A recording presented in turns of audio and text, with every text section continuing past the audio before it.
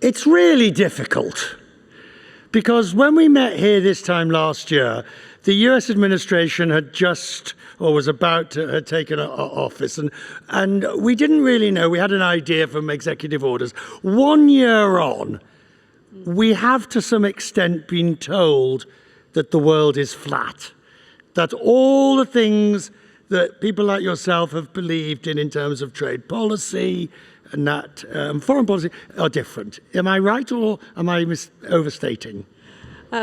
Richard, great to see you, and wonderful to be with this audience. What we see is a world that is more diverse, more multipolar, and more resilient as a result.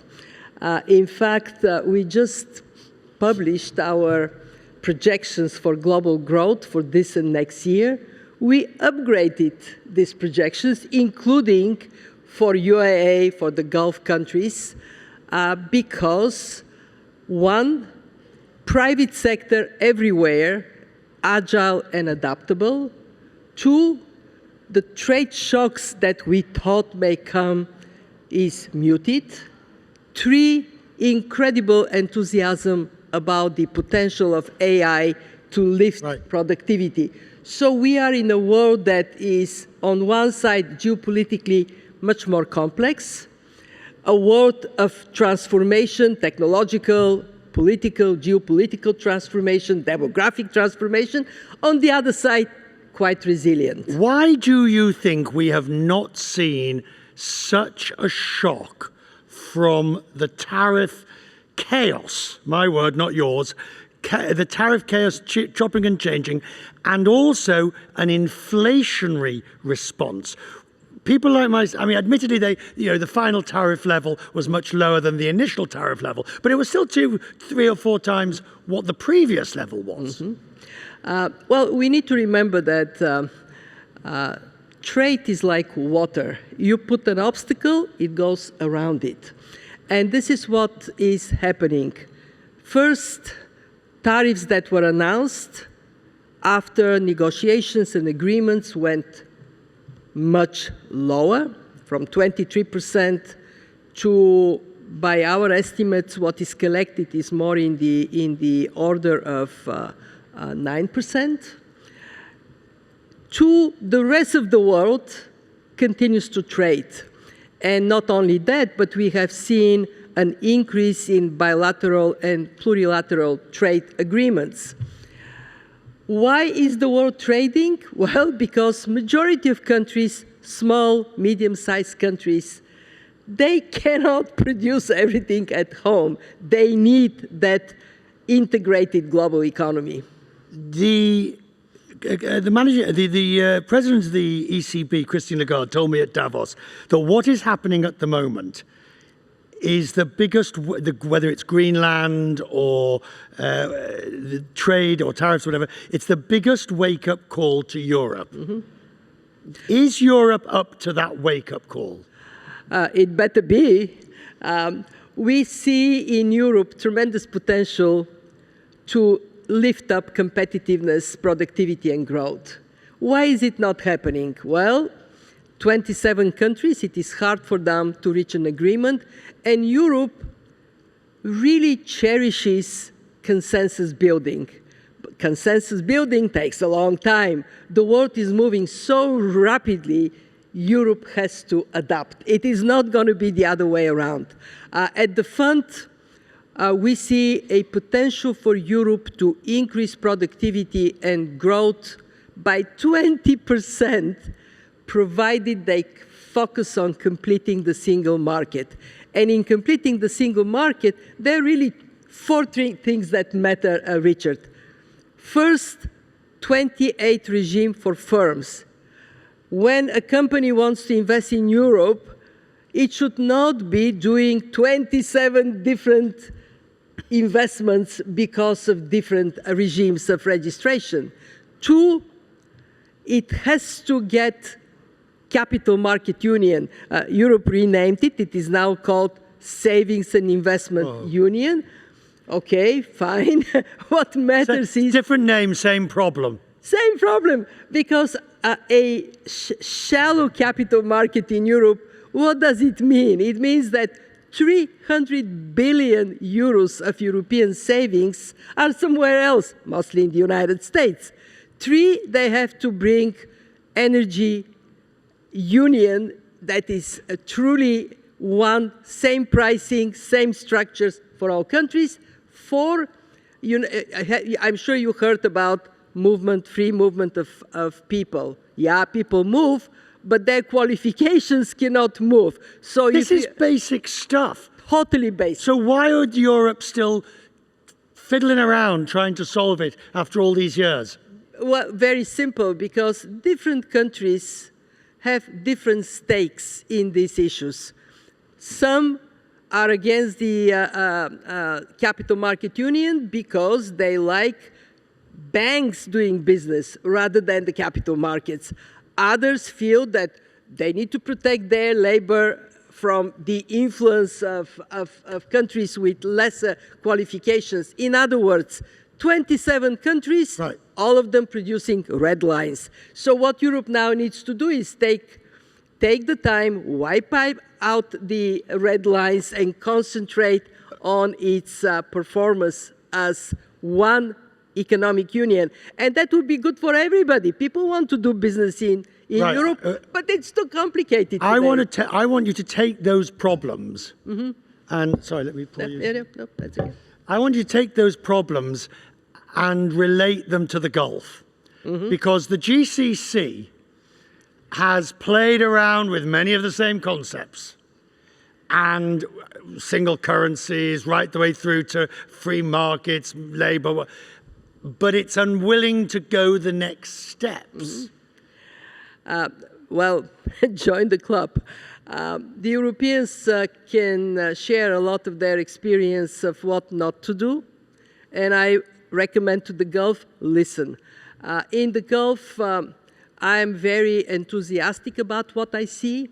Much more interest in harmonization of regulations, more collective decision-making, more focus on interregional trade. Potential for that is huge. And the Gulf is now thinking about institutions, how to make the Gulf Cooperation Council a more impactful institution. I actually would say this: don't copy the European institutions, they're too complex, but copy one thing from Europe that I find incredibly impactful: Airbus. When Europe came up with Airbus, it did something fabulous. It created a very potent competitor to Boeing. Now, every second aircraft on this planet comes from Europe. So, for the Gulf, get your Airbus. Oh, hang on. What does that mean in reality? Well, because it could be a joint project in artificial intelligence. The Gulf is well advanced in that area. I don't know what it would be. What I do know is that it makes a huge difference in how you integrate your economies when you have that common project. How do you get over the sovereignty question, which can also be, in my words, not yours, the ego question? Because Europe is now having to come with AI that you can't have 27 champions. You're going to have to decide who's going to be the European competitors to the Mag 7 of the United States. It is very difficult. I am not going to sugarcoat it. When you talk about capital markets in the Gulf, obviously there is competition, and rightly so, because there is strength in capital markets that have emerged. But if you want to compete in the world we are today and we will be tomorrow, you have to overcome differences, and you have to come up with that sense of unity of purpose. And I think the Gulf has demonstrated capacity to do so. What I now see in discussions with ministers of finance, with central bank governors in the Gulf, is maturity that for sure can help the Gulf to go in that direction of strength through unity of purpose. And yes, competition, because that is human nature. And competition is not a bad thing. It makes us do better than we would have otherwise. How do we... Can I say to the audience from the Gulf, I admire what you have done in two areas. The first one is investing in human capital.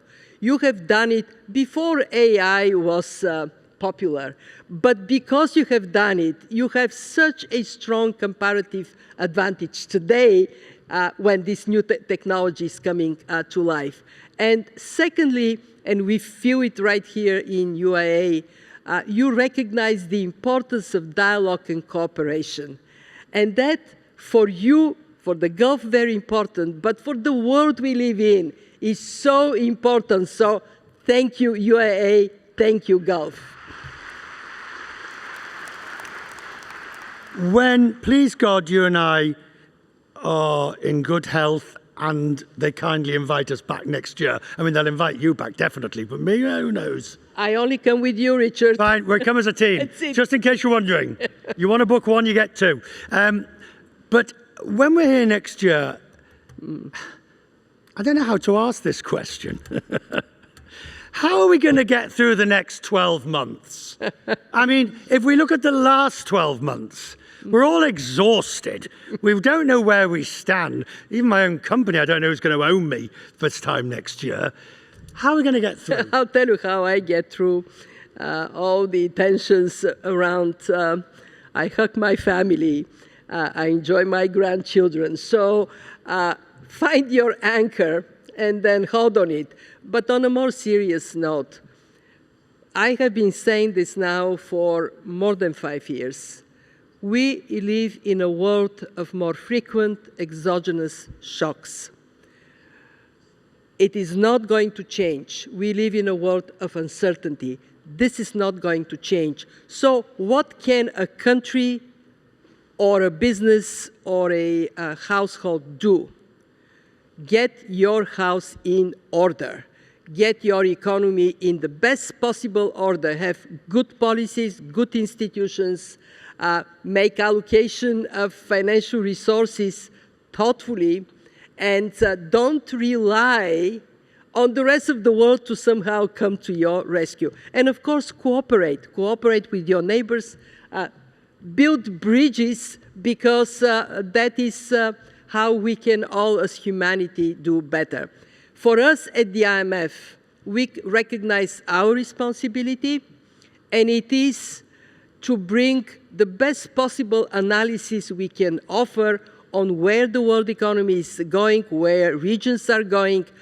So in this fog of the year, we are holding a little torch. How do you keep going with such energy? I thought I had energy, but you put me to shame.